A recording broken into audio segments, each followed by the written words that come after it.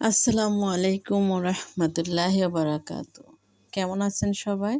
আশা করি অনেক অনেক ভালো আছেন। আলহামদুলিল্লাহ আমিও অনেক ভালো আছি। তো আজকের রেসিপি হচ্ছে পাঙ্গাস মাছ দিয়ে কচি শাক ভাজি। তো আমার হাজব্যান্ড সকালবেলা বাজারে গিয়ে হুট করে মাছ নিয়ে চলে আসছে। ঝাটকা মাছ, পাঙ্গাস মাছ, তারপর ছোট মাছ। তো আমি ওইগুলো এখন তুলে রাখছি, যেহেতু হঠাৎ করে চলে আসছে। আমারও প্রায় রান্না কমপ্লিট হয়ে গেছিলো। তো বলতেছে আমাকে কচি শাক ভাজি করে দাও, আমি কচি শাক খাবো। তো কচি শাক নিয়ে আসছে একাটি। তো ওইটা আমি রান্না করব। তো এখন মাছটা কেটে নিতেছি, সেটা আপনাদের সাথে শেয়ার করতেছি। আরেকটা কথা, মাছটা কাটতে গিয়ে দেখি যে মাছের ভিতর থেকে কি যে বের হইতেছে। তো মাছটা আমি কেটে ধুয়ে পরিষ্কার করে তারপর আমি রান্নায় চলে যাব। তো আমি মাছটা কাটতেছি। আর পাঙ্গাস মাছ আমরা সবাই জানি যে ওপরের ছালটাতে একটু কেমন একটা গন্ধ আসে, বা এটা একটু কালো কালো হয়ে থাকে। আমার আশেপাশে এক ধরনের পাতা আছে, আমরা ডুমুর পাতা বলি, ওইগুলো দিয়ে ভালো করে ঘষলে উঠে যায়, কিন্তু এখানে নাই। আমি ছাল ছাড়িয়ে নিচ্ছি। আপনারাও চাইলে এভাবে ছাল ছাড়িয়ে নিতে পারেন। আমি মাছের এভাবেই পাঙ্গাস মাছের এভাবে ছালটা ছাড়িয়ে নিই। দেখেন কিভাবে সুন্দর করে ছালটা উঠে যাইতেছে। আস্ত করে তুললে হয়, আমি পারি না, হাত মাত কেটে যায়। তো আমি পিস পিস করে আমি ছালটা তুলে নেব। আপনাদের সুবিধার্থে আমি আবারও একবার আরেকটা করে দেখিয়ে দিচ্ছি।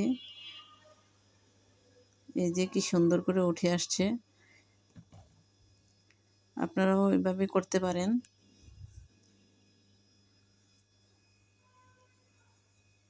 আর আপনাদের কার কার পাঙ্গাস মাছ পছন্দ আমাকে কমেন্টে জানাতে পারবেন। আর ভয়েস দিচ্ছি, ভয়েসে একটু ভুল হচ্ছে, তো সবাই ক্ষমা সুন্দর দৃষ্টিতে দেখবেন। আমার ভয়েস দিতে একটু অসুবিধা হয়, আমি গুছিয়ে বলতে পারি না। তো দেখছেন খুব সুন্দর করে আমি মাছের ছালগুলো উঠাই ফেলছি। তো আমি চলে আসছি চুলার ভিতরে। আমি শাকটা ধুয়ে পরিষ্কার করে একটা পাতিলে বসাই দিছি। আমি এখানে পানি দেই না, শাকটা ধোয়ার যতটুকু পানি থাকে গায়ে অতটুকুই, আমি শাকে পানি ইউজ করি না। তো ঢেকে দিলাম শাকটা সিদ্ধ হওয়ার আগ পর্যন্ত। তো দেখেন বন্ধুরা, শাকটা কি সুন্দর মিশে গেছে, একদমই সিদ্ধ হয়ে গেছে। কচি শাক আপনাদের কার কার পছন্দ কমেন্টে জানাতে পারেন। ছোটোবেলা যখন আমার আম্মা কচি শাক রান্না করতো, আমি একদমই খেতাম না, আমার পছন্দ ছিল না। মিষ্টি কুমড়া, কচি শাক, ওইগুলো দেখলে আমার প্রচুর পরিমাণ রাগ হতো। আর আমার একটা কথা মনে আছে, আমি যখন একদম ছোট ছিলাম, তখন আমার আম্মা একবার কচু শাক রান্না করছিল। তখন আমাদের জয়েন্ট ফ্যামিলি ছিল। জয়েন্ট ফ্যামিলি থাকা সত্ত্বেও ওই সময় অনেকগুলো শাক একসাথে রান্না করতে হতো, অনেকগুলো রান্না একসাথে করা লাগতো, যেহেতু জয়েন্ট ফ্যামিলিতে অনেক লোকজন। তখন আমি জিজ্ঞেস করতেছি যে কী রান্না করবা, তখন বলতেছে কচু শাক। আমি ঢাকনা সরিয়ে দেখি যে কচু শাক। তখন আমার অনেক বেশি রাগ উঠছিল, আমি বলছি যে খাবো না কচু শাক। আমি খাই নাই, কচু শাক আমার পছন্দ না। তো আমার আম্মা আলাদা করে রান্না কিছু একটা করতো, ওই কথাগুলা মনে হয়ে যায়। তো দেখতে পাচ্ছেন আপনারা, আমি কড়াইতে পেঁয়াজ কুচি দিয়ে দিয়েছি। পেঁয়াজ কুচি বাদামি কালার হয়ে যাওয়ার পর আমি রসুন দিয়ে দিয়েছি। আমি বেশি কিছু দিব না, শুধু রসুন আর পেঁয়াজ আর ধনে গুঁড়া, আর কিছু দেব না।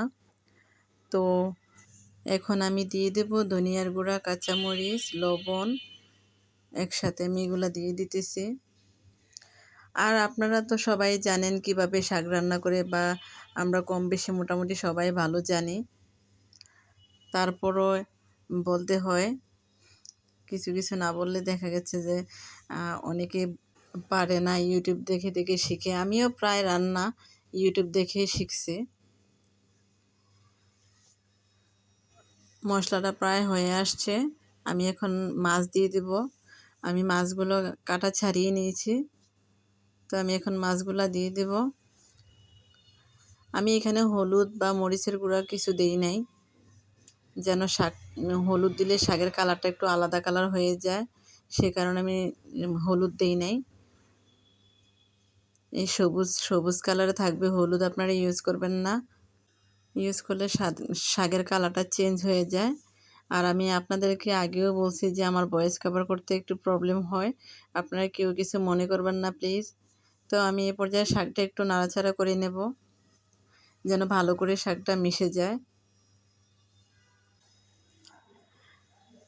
তো আমি আস্তে আস্তে শাকটা ভালো করে মিশিয়ে নিব, নাড়াচাড়া করে দেব যেন নিচ থেকে লেগে না যায়।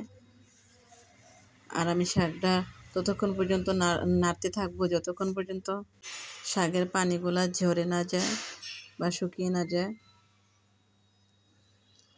আপনারা দেখতে পাচ্ছেন আমার শাকের কালারটা কত সুন্দর। যদিও আমি দূর থেকে ক্যামেরা করছি, কাছ থেকে করলে বুঝতে পারতেন শাকের কালারটা একদম সবুজ কালার ছিল। আর আমি ইউটিউবে দেখি আমার আপুরা ভাইয়ারা অনেক সুন্দর করে রান্না করে। গত 2 দিন আগে দেখছি যে আমার একটা দিদি অনেক সুন্দর করে কচু শাক রান্না করছে, খুব সুন্দর হয়েছিল।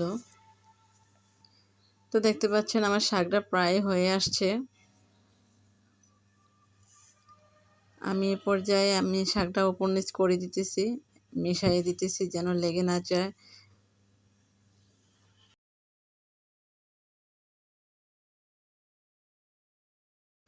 তো আমার রান্না প্রায় শেষ পর্যায়ে চলে আসছে, আমি এটা উঠিয়ে নেব।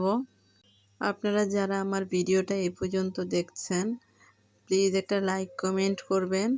আপনাদের লাইক কমেন্ট আমাকে ভিডিও বানাতে অনেক উৎসাহিত করে। তো আমার নতুন বন্ধু পুরাতন বন্ধু সবাইকে অনেক অনেক ধন্যবাদ, অনেক অনেক ভালোবাসা আমাকে তো সাপোর্ট করার জন্য। আরও বেশি করে সাপোর্ট করবেন যেন সামনের দিকে এগিয়ে যেতে পারি। তো কথা বলতে বলতে আমার রান্না প্রায় শেষ পর্যায়ে চলে আসছে। তো দেখতে পাচ্ছেন বন্ধুরা আমার শাকের কালারটা একদম পারফেক্ট, একদম সবুজ কালার। তো আমি এটা উঠিয়ে নেব। আজকে এই পর্যন্তই। সবাই ভালো থাকবেন, সুস্থ থাকবেন। আল্লাহ হাফেজ। আসসালামু আলাইকুম।